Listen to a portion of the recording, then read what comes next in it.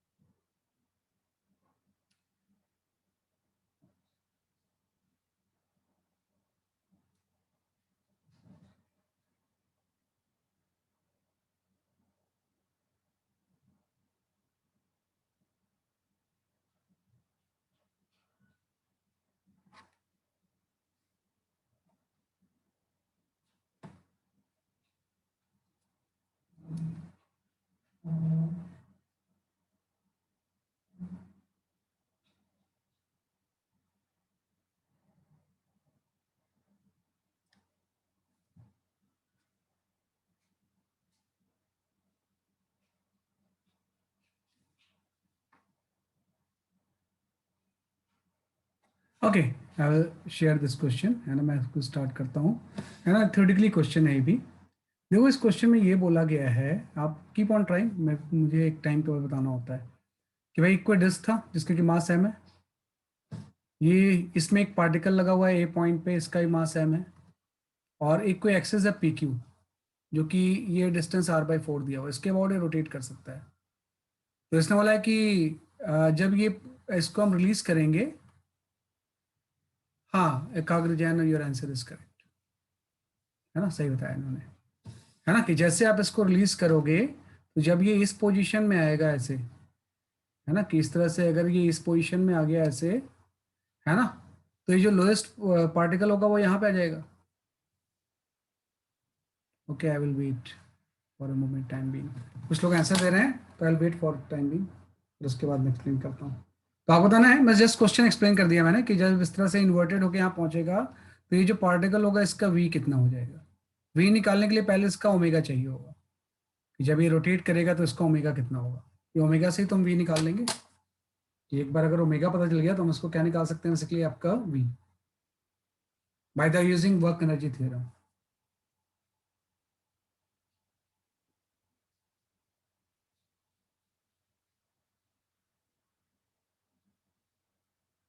Okay, है ना। तो इस तरह से हम बोलेंगे, जब ये इस पोजीशन से इस पोजीशन में आएगा तो वर्क एनर्जी थ्योरम अप्लाई करोगे आप, तो एम मास यहाँ से यहाँ पे आ गया, तो आप देखो एम मास जो आ गया, वो ये डिस्टेंस जो होगी वो तो आर है, प्लस r/4 से ही नीचे चला गया होगा ये, तो एम मास जो नीचे आया उसकी वजह से वर्क जो होगा वो आपका हो जाएगा mg × 10r/4,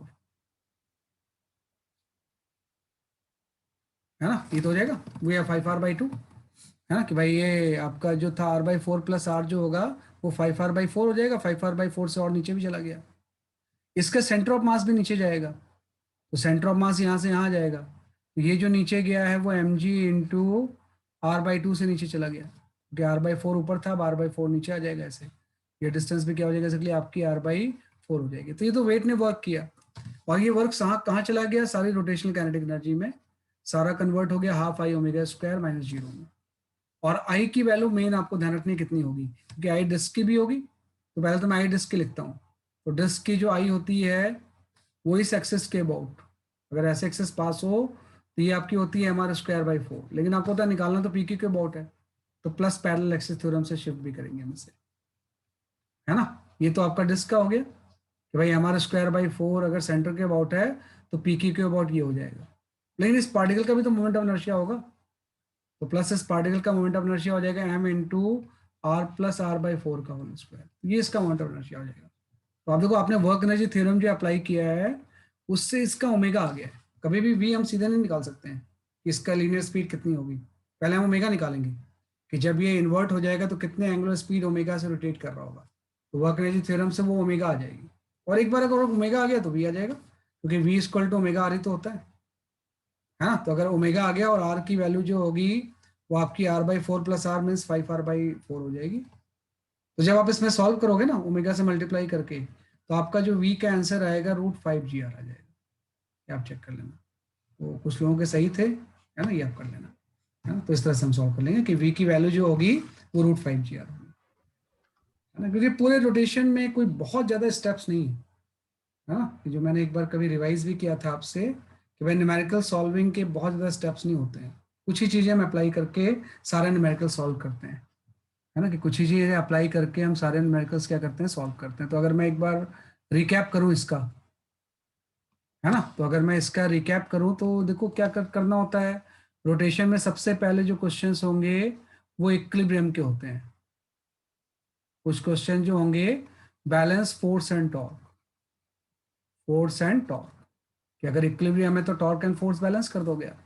इसी के एग्जाम्पल में टॉपलिंग भी आ जाता है ना, कि जो टॉपलिंग होती है उसमें भी टॉर्क एंड फोर्स क्या होते हैं, बैलेंस होते हैं, है ना, कि टॉपलिंग में नॉर्मल फोर्स शिफ्ट होके टॉर्क एंड फोर्स को क्या करता है, बैलेंस करता है।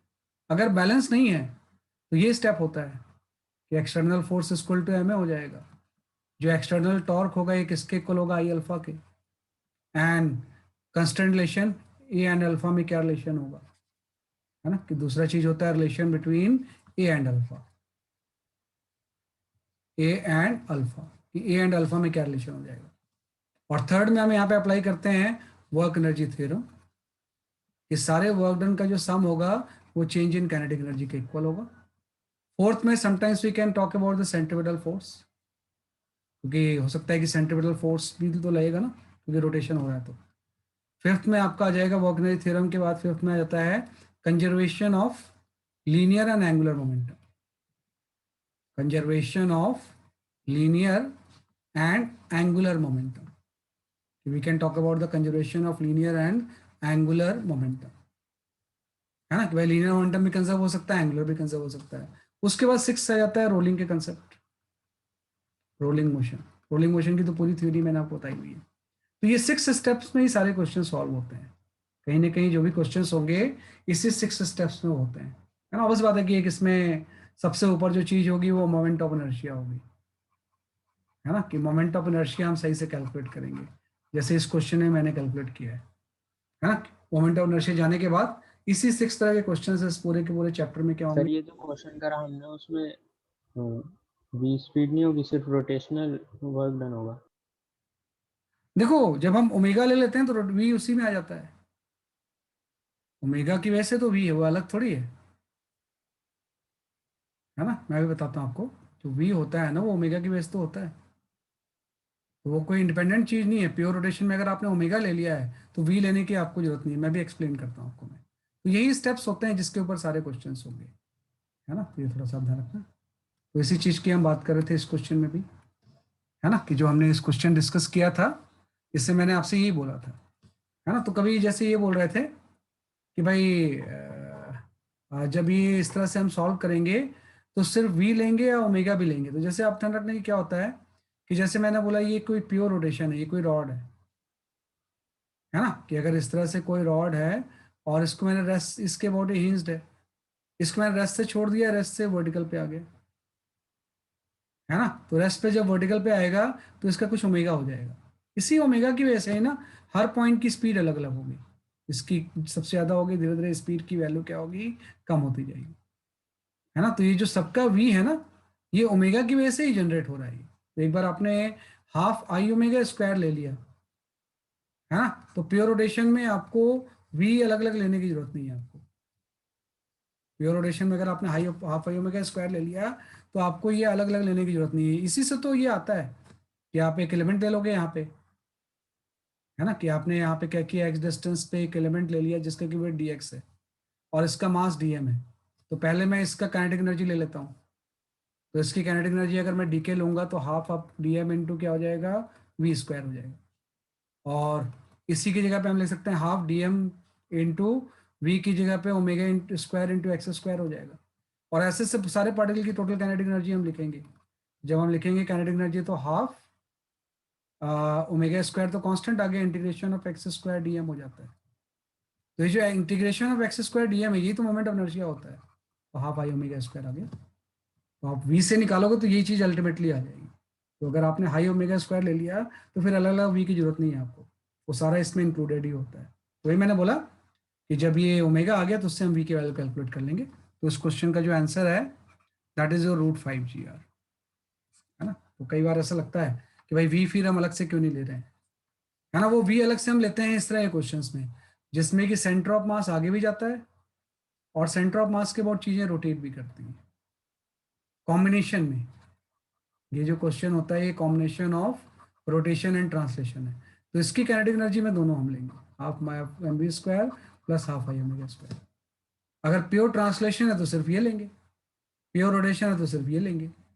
अगर दोनों चीजें हो रही हैं एक साथ जैसे रोलिंग में होती हैं तो दोनों काइनेटिक एनर्जी लेंगे। ये तो प्योर रोटेशन है सारा, एक एक्सेस के अबाउट बॉडी सिर्फ क्या कर रही है, रोटेट ही कर रही है ऐसे। तो इसका हम इस तरह से ओमेगा ले लेंगे, ये आपका कैसे, है ना। तो ऐसी कंसेप्ट आपके क्लियर होते जाएंगे, है ना। तो इस तरह से हम इसको सॉल्व कर सकते हैं, है ना, ये आपका कैसे,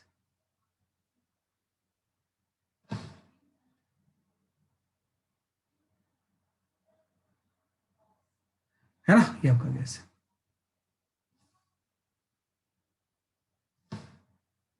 चलो नेक्स्ट क्वेश्चन पे आ जाते हैं हम।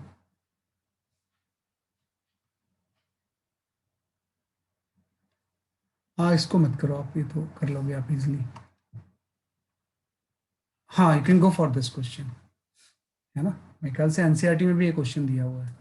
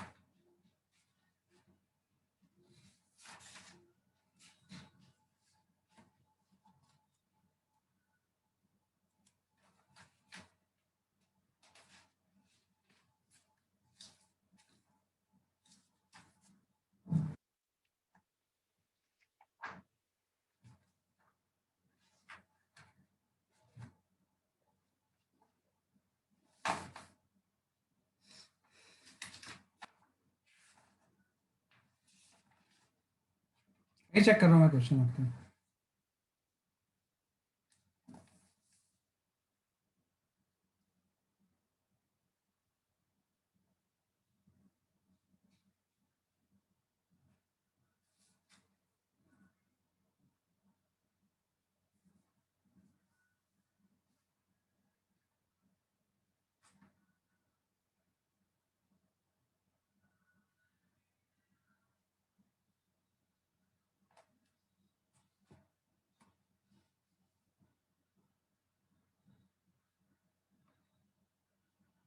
निहाल आपका ये आंसर तो सही है।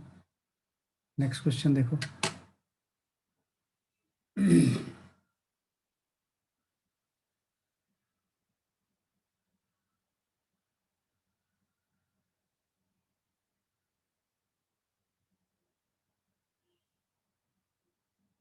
एक्चुअली में ये चीज जो है ना, ये कनेक्टेड नहीं होती है यहाँ पे, है ना। ये चीज ऐसे यहाँ पे कनेक्टेड नहीं होती है।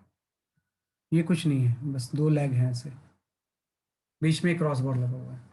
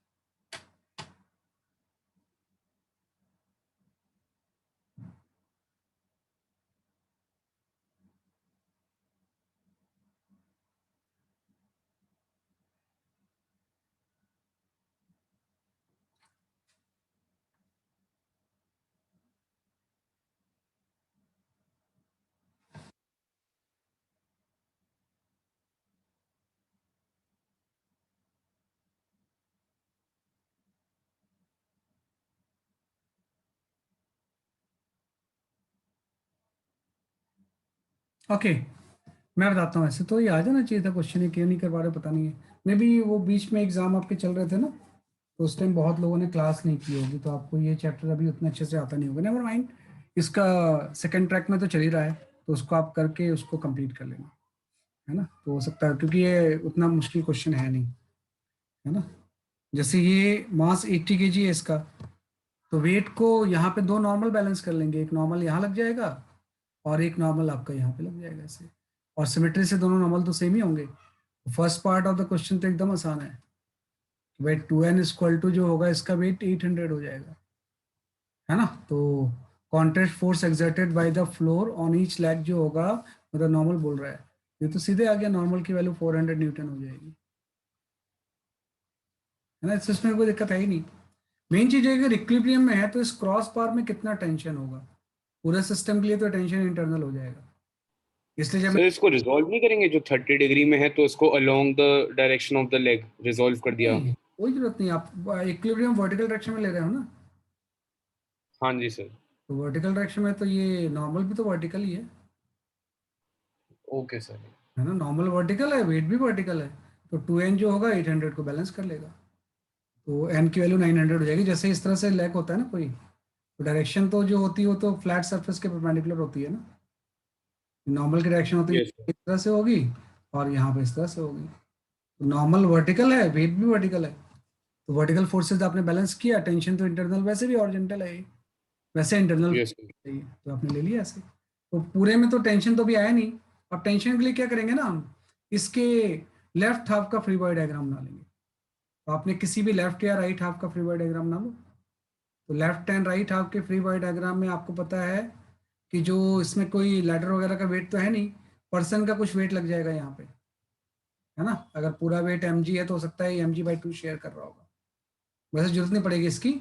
और आपको पता है जहाँ पे इस तरह से ज्वाइन होंगे दोनों, यहाँ पे एक नॉर्मल फोर्स जैसा चीज भी इसके ऊपर लग जाएगा ऐसे, है ना। यहाँ पे भी क्या लग जाएगा बेसिकली आपका एक एन डैश नॉर्मल फोर्स, है ना, कि यहाँ पे भी क्या लग जाएगा बेसिकली आपका एक एन डैश नॉर्मल फोर्स। और एक नॉर्मल आपने बोला यहाँ लग रहा है, कोई फ्रिक्शन तो है नहीं, फ्रिक्शन होता तो फ्रिक्शन भी ले लेते हैं हम इसमें, है ना। और एक यहाँ पे क्रॉस बार में टेंशन टी लग जाएगा ऐसे, है ना। क्रॉस बार में टेंशन क्या लग जाएगा बेसिकली आपका एक टी लग जाएगा, है ना। तो देखो इसमें ट्रांसलेशनल इक्विलिब्रियम से तो कुछ आएगा नहीं, क्योंकि ट्रांसलेशनल इक्विलिब्रियम से एक चीज तो हम निकाल ही चुके हैं कि जो एन होगा वो mg/2 के इक्वल हो जाएगा, जो कि 400 न्यूटन है, और एन डैश टी के इक्वल हो जाएगा। एन डैश भी आपको नहीं पता है कितना है। तो हम क्या करेंगे, कोई भी एक सुटेबल पॉइंट चूज कर लेंगे। सपोज मैंने इसको चूज कर लिया ओ, और मैं बोलूंगा सेकेंड पार्ट सॉल्व करने के लिए balance torque about O, balance torque about O. तो किसी पॉइंट के आप ले सकते हैं, तो मैंने वो चूज कर लिया। वो चूज करने से ये फायदा हो गया ना कि mg/2 और एन डैश की वजह से टॉर्क 0 हो जाएगा। तो एन की वजह से टॉर्क होगा, तो जो एन की वजह से जो टॉर्क होगा n into perpendicular distance, perpendicular distance आपकी यही तो हो जाएगी ओके। और ये परपेंडिकुलर डिस्टेंस आपको होता है जो साइड बार है उसकी जो साइड लेंथ है ना, वो आपकी 2 मीटर है। कि भाई जो उसकी लेंथ थी वो कितनी बेसिकली आपकी 2 मीटर है। तो अगर ये 2 है ना, कि पूरी लेंथ अगर 2 है तो ये वाली जो डिस्टेंस होगी आपको पता है बीच में ये वाला एंगल जो है वो 30 डिग्री है ना। तो ये 2 sin 30 हो जाएगा, है ना। तो अब इसे आता है एन इंटू क्या हो गया बेसिकली आपका 2 sin 30 हो गया, है ना। तो ये इस क्लॉकवाइज टॉर्क होगा, इसको टी वाला टॉर्क बैलेंस कर लेगा। ये हो जाएगा टी इंटू परपेंडिकुलर डिस्टेंस। तो टी की परपेंडिकुलर डिस्टेंस जो होगी वो ये हो जाएगी, है ना। ये डिस्टेंस आपका 1 मीटर है, ये हो जाएगा 1 cos 30, है ना। कि भाई टी से परपेंडिकुलर डिस्टेंस होगी कितनी है 1 cos 30 है, तो टी इंटू 1 cos 30 हो गया। बस हो गया क्वेश्चन, फ्रिक्शन कहीं कुछ है ही नहीं। अब देखो सब चीजें बैलेंस हो रही हैं। अगर मैं लेफ्ट हाफ का इक्विलिब्रियम देखूं तो mg/2 को n बैलेंस कर रहा है, उसी से तो ये चीज आ गया, n आ गया है। एन डैश को टी बैलेंस कर रहा है, और टॉर्क भी बैलेंस होगा तो ओके अबाउट आपने टॉर्क बैलेंस कर लिया। कि ओके अबाउट लेंगे तो एन डैश की वजह से टॉर्क 0, mg/2 की वजह से भी 0।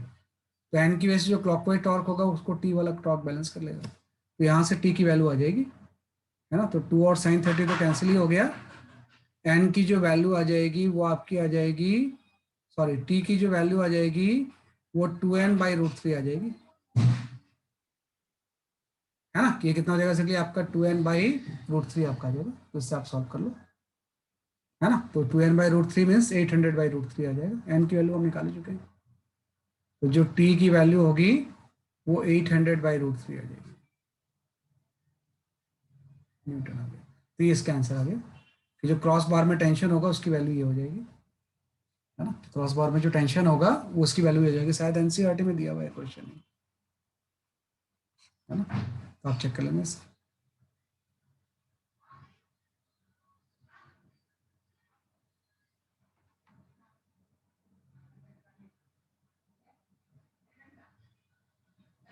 गैप आ गया इस तरह से, है ना। तो ये हम इस वे से इसको सॉल्व कर लेंगे, है ना। तो ये आपका सेकंड क्वेश्चन हो गया। चलो नेक्स्ट क्वेश्चन पे आते हैं।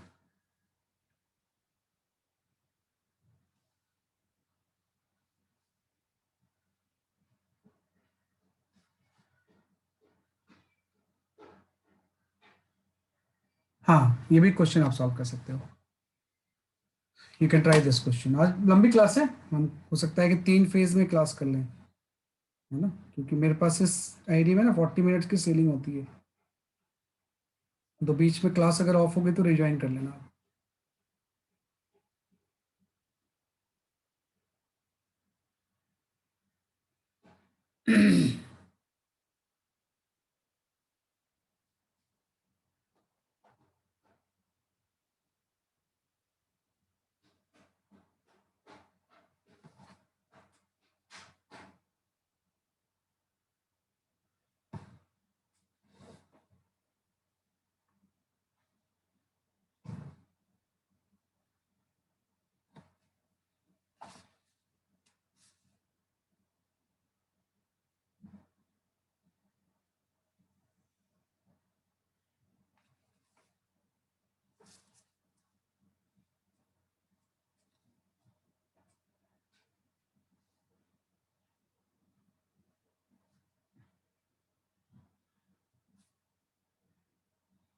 इसमें एक चीज और भी लिख लेंगे, थोड़ा सिंप्लिसिटी के लिए अच्छा रहेगा कि भाई जो ये m है ना, इसको आप 2m के इक्वल ले लो।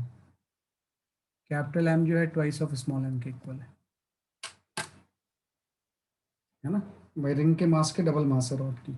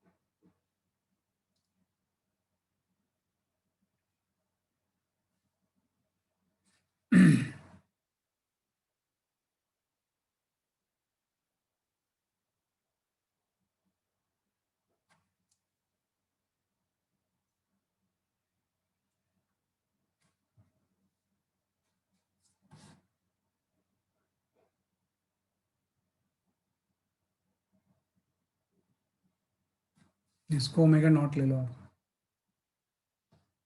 या ओमेगा ले सकते हो, कोई फर्क नहीं पड़ता उससे।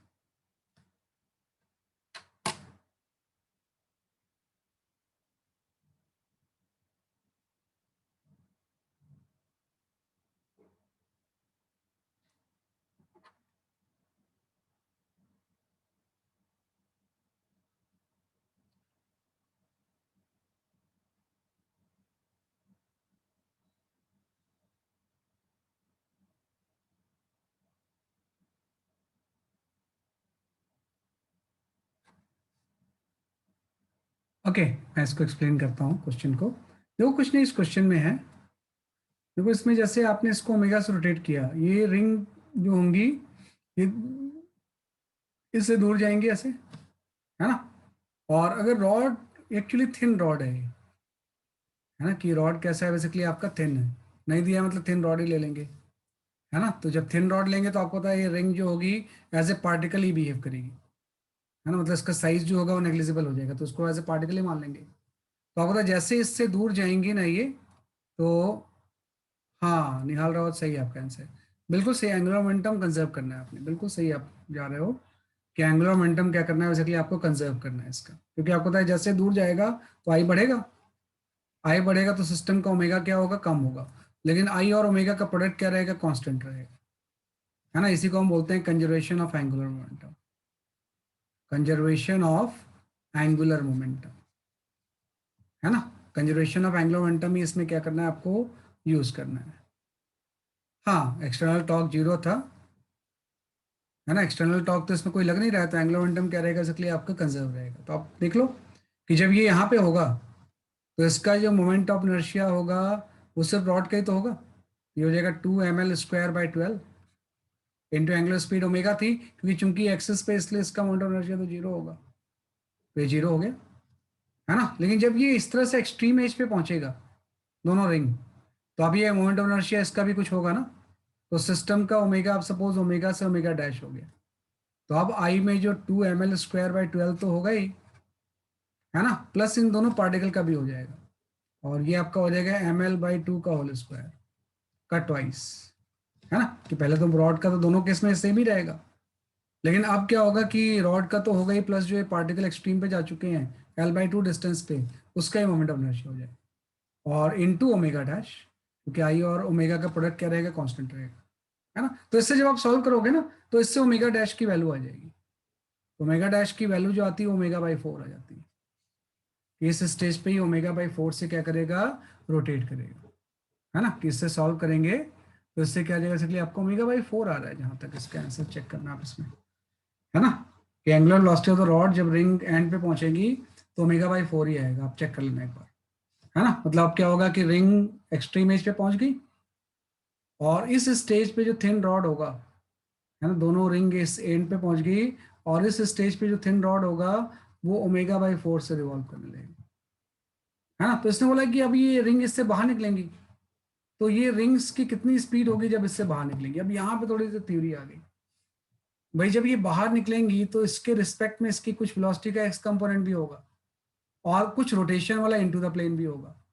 रोटेशन वाला तो आसान है, वो ओमेगा/4 इंटू l/2 हो जाएगा, है ना, ओमेगा आर हो जाएगा भाई, इसके साथ रोटेट कर रहा होगा तो भी ट्रांसफर होगा, और रॉड के रिस्पेक्ट वाला vx भी आ जाएगा, मतलब इसके वेलोसिटी के दो कंपोनेंट हो गए, एक तो रॉड के अलॉन्ग, एक रॉड के परपेंडिकुलर, है ना।